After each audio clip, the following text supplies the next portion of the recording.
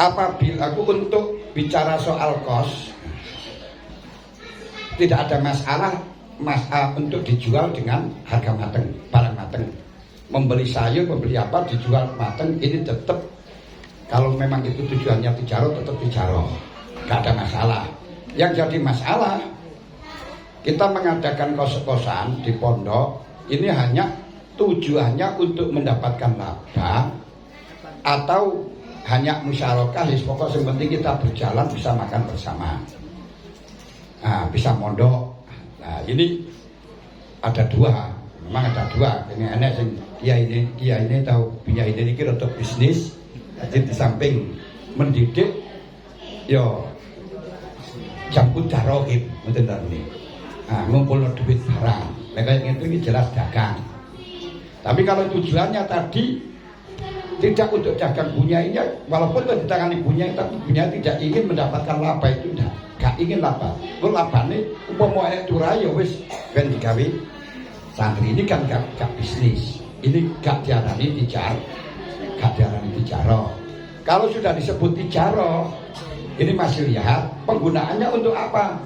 Kalau penggunaannya untuk umum, siapa yang membutuhkan untuk sosial dan sebagainya, ini tidak kewajiban untuk tijaroh, zakat. Kalau penggunaannya untuk khusus, baik itu yayasan dan seterusnya untuk khusus, atau untuk keluarga. Ini sekarang itu banyak mengadakan yayasan untuk keluarga. Ini kewajiban untuk zakat. Tapi kalau nanti orangnya tidak tertentu, cuman pada kasus tertentu seperti imam masjid, imam madrasah, pengurus pondok, ini masih ada khilaf. Cuman yang azhar tidak kewajiban untuk zakat. Saya kira ini jelas. Malah justru yang mungkin perlu dipertegas niku hukum mubalighah zakat profesi ini bagaimana, yang masalah itu masih permasalahan yang tidak bisa selesai karena A'immatul Arba'ah tidak pernah ada, dan yang ada itu fatwa-fatwa termasuk Yusuf Al-Qaradawi yang di sana itu keluar dari A'immatul Arba'ah. Nah ini boleh kita mengikuti selain A'immatul Arba'ah, tapi ada manhaj dari A'immatul Arba'ah. Kalau sudah tidak ada manhaj dari A'immatul Arba'ah, lepas. Ini perlu kita kaji ulang, betul ya. Saya bukan tidak mewajibkan, enggak. Tapi apa ada karena profesi. Ini satu pun kitab gak ada profesi wajib zakat. Wong zakat wong becak ya ora wajib zakat, kok wajib zakat ora ono profesi. Tapi yang ada Ma'lun Mustafad, bukan profesi. Ma'lun Mustafad itu tidak profesi. Baik itu kita menjual rumah dapat saman, itu namanya Mustafad. Kalau profesi, ini pekerjaan namanya profesi. Kita tahu zakat itu diwajibkan untuk khadhu min aghniyaihim wa turaddu li fuqaraihim. Intine sing sugih wajib zakat, sing melarat nerima zakat. Profesinya apapun, ngoten lho. Bu, tukang becak tapi lek sugih wajib zakat. Dokter lek melarat ya wajib zakat. Ini loh yang perlu kita catat di sana. Enak ada habaib yang per harinya itu penghasilannya 1 miliar. Tapi gak wajib zakat. Kenapa? Dihabiskan semuanya, gak pernah 1 tahun. Semuanya dihabiskan, disedekahkan dan gak wajib zakat. Zaman dia pemilihan itu ada yang semacam itu. Makanya di dalam masalah apa itu namanya Ma'lun Mustafad atau zakat profesi, ini patut kalau memang sampean mau untuk membahas, ini sudah berkali-kali berulang-ulang, kali-kali sana kali Berantas, sana kali Sulu, kali barang dibahas kabeh, berulang-ulang dibahas. Tapi tidak bisa sepakat semuanya karena kita masih dibatasi dengan mazahib. Tidak bisa hanya isabu tanpa mazahib. Bisa dengan keluar mazahib, beda mazahib, tapi dalam koridor manhajnya tetap mazahib, tidak lepas ketenikutan. Ini saya kembalikan. Matur suwun ya, meluruskan sementara apakah wajib ada kewajiban zakat bagi ibunya yang mengelola kos. Jika masuknya kepada ibunya, maka kita tafsir kalau mencari laba untuk pribadi wajib zakat. Jika labanya untuk umum maka tidak wajib zakat. Kalau uang labanya masuk ke yayasan juga kita tafsir. Kalau digunakan untuk golongan tertentu maka wajib zakat. Kalau digunakan untuk kepentingan umum tidak wajib zakat. Nah, kami tafsir dua bunyai dan yayasan karena disesuaikan dengan pertanyaannya, masuk ke bunyai atau masuk ke yayasan. Labanya untuk umum itu belum. Labanya untuk yayasan tasarufkannya untuk misalnya seperti tadi Pak Azizin untuk kemaslahatan bagaimana? Jika masuk kepada bunyai, jika tujuannya untuk mencari laba dan masuk kepada ibunyai yang labanya untuk kepentingan pribadi wajib zakat. Jika penggunaan zakatnya untuk kemaslahatan orang banyak maka tidak wajib zakat. Jadi tadi misalnya labane tak beli kompet bocah-bocah sing gak iso bayar, kan ada seperti itu. Sing gak iso bayar pondok, gak iso bayar sekolah, diopeni kalau dalem kan ada. Atau untuk openi bocah-bocah dalem lagi labanya untuk itu maka tidak wajib zakat. Nah, untuk nambahin pembangunan misalnya seperti itu maka nanti tidak wajib zakat. Tapi kalau labanya untuk pribadinya bunyai, nambahin kekayaannya bunyai maka nanti wajib zakat.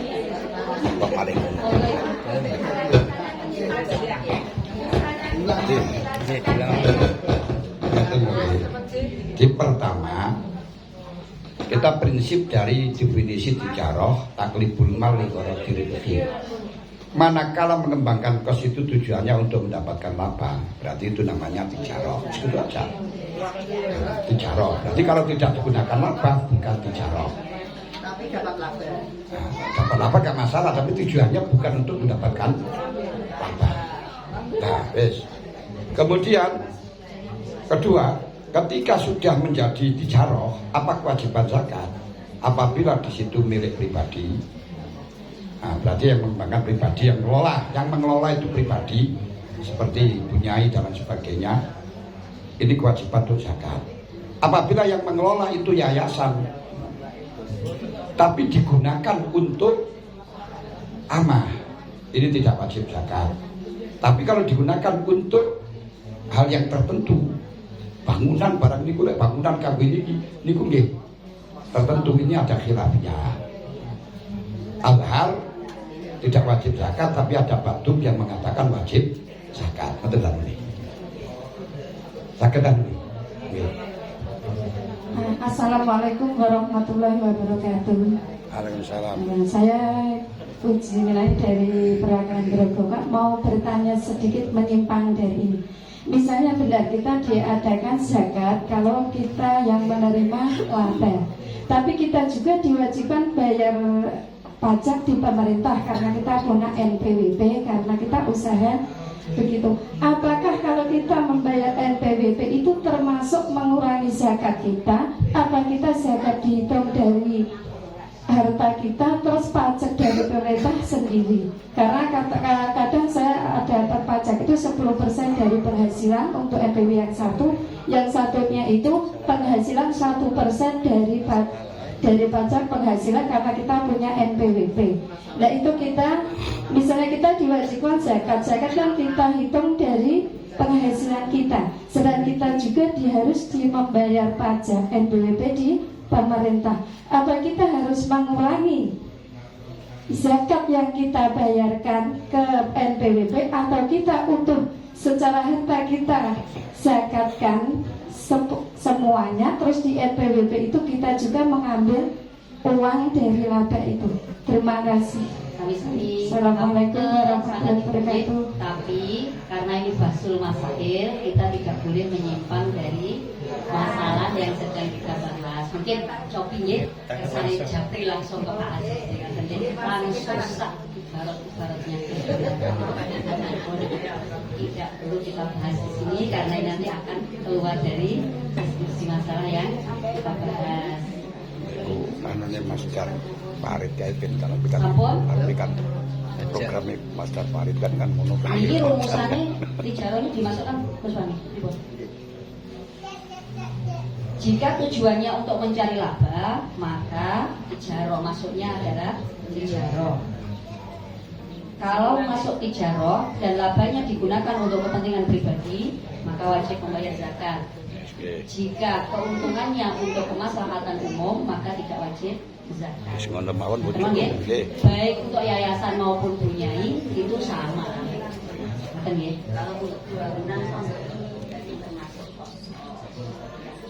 Kalau misalnya untuk pembangunan pondok ini, pondok saya, berarti Wajib dizakati. saya wajib dizakati.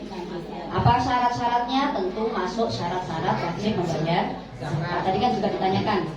Apa syarat-syaratnya? Syarat-syaratnya seperti yang ada di kitab Mukabarok tentang syarat wajib membayar pondok iku tak iso apa ngono ya gak anu kok kadang-kadang. Kita kudu. Kamar-kamar kan yo ngono tuh ya. Enak sing pancen edake pondok. Kalau Sholat cawe-cawe tapi enak iku sing gak usia. pas itu untuk legal ini kan berarti masuk kategori tidak.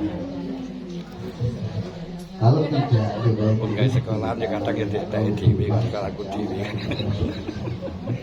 ketika masuk tijaroh maka ditafsir. Kalau kemudian itu nanti masuk milkul khos, jadi untuk anunya apa bunyai sendiri misalkan, maka wajib zakat. Tapi kalau kemudian masuk milkul am dari yayasan, cuman untuk kebutuhan tasawufnya itu untuk yang amanah sosial dan lain sebagainya, maka tidak wajib zakat. Tapi kalau walaupun itu muassasah milkul am, tapi nanti tasawufnya untuk khos, untuk pembangunan gedung pendidikannya, ya, untuk memberikan gaji kepada guru yang di situ, misalkan investasi ke guru atau paling enggak memberikan lebih kesejahteraan pada gurunya, ya di situ tafsir. Ada yang hilaf, ada yang mengatakan tidak wajib, Badru mengatakan wajib. Ngerti ya? Nah, adharnya kan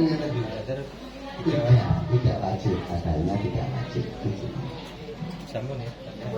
Ada Ini semono Yang kecil.